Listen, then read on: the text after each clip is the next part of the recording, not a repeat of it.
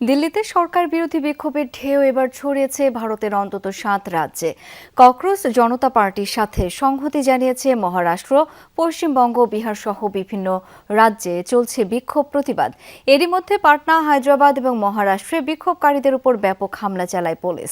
শিক্ষার্থীদের উপর হামলার প্রতিবাদে বুধবারও ব্যাপক বিক্ষোভ হয়েছে পার্লামেন্টে। এদিকে যন্তর মন্তরে অব্যাহত রয়েছে সিজেপির বিক্ষোভ কর্মসূচি।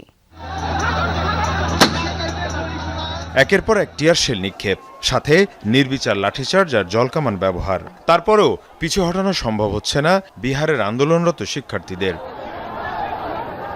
পাটনা সহ রাজ্যের বিভিন্ন স্থানে পুলিশের ব্যারিকেড উপেক্ষা করেই চলে আন্দোলন। ককরোচ জনতা পার্টির নেতৃত্বে শিক্ষামন্ত্রীর পদত্যাগের দাবিতে দিল্লিতে শুরু হয়েছিল আন্দোলন। সে আন্দোলন পরিণত হয়েছে সরকার বিরোধী বিক্ষোভে, আর সেই আঁচে জ্বলছে মহারাষ্ট্র, বেঙ্গালুরু, পশ্চিমবঙ্গ, বিহার সহ অন্তত 7 রাজ্য। ছাত্র আন্দোলনের গণ্ডি ছাড়িয়ে এটি যেন পরিণত হয়েছে বিরোধী শিবিরের আন্দোলনে। এর মধ্যে মোদিরাজ্য গুজরাটের সুরাট, মহারাষ্ট্রের মুম্বাই, পশ্চিমবঙ্গের কলকাতা এবং তেলেঙ্গানার হায়দ্রাবাদের পরিস্থিতি সবচেয়ে উত্তাল। বুধবার সকালে মুম্বাইয়ে কংগ্রেসের নেতৃত্বে বিক্ষোভ হয়। মোদি বিরোধী স্লোগান দেওয়ার সময় লাঠিচার্জ এবং আটক করা হয় বেশ কয়েকজনকে।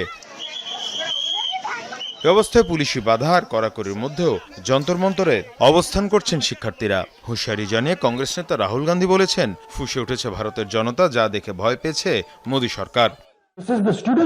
সরকার আসলে মানসিকভাবে ভেঙে পড়েছে, তারা আতঙ্কিত হয়ে পড়েছে। সেই আতঙ্ক থেকে তারা শিক্ষার্থী এবং বিরোধী নেতাকর্মীদের ওপর হামলা করছে। এর আগে পার্লামেন্ট চত্বরে কালো পোশাকে কংগ্রেস সহ অন্যান্য বিরোধী দলের নেতারা অবস্থান নেন। শিক্ষার্থীদের দাবিগুলো ন্যায্য এবং তারা তাদের অধিকারের কথা বলছে। শিক্ষার বাজেট 1.4 লাখ কোটি রুপি, অথচ আপনারা আদানি ও আম্বানির 16 লাখ কোটি টাকার ঋণ মওকুফ করে দিচ্ছেন। বারবার প্রশ্নপত্র ফাঁস হচ্ছে। শান্তিপূর্ণ প্রতিবাদে অগণতান্ত্রিক কিছু নেই, কিন্তু শিক্ষার্থীদের সাথে এবং পার্লামেন্টে যা ঘটছে তা অগণতান্ত্রিক।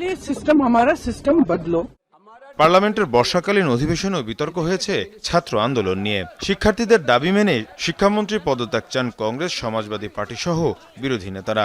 হট্টগোলে লোকসভা ও রাজ্যসভার অধিবেশন একাধিকবার স্থগিত করা হয়।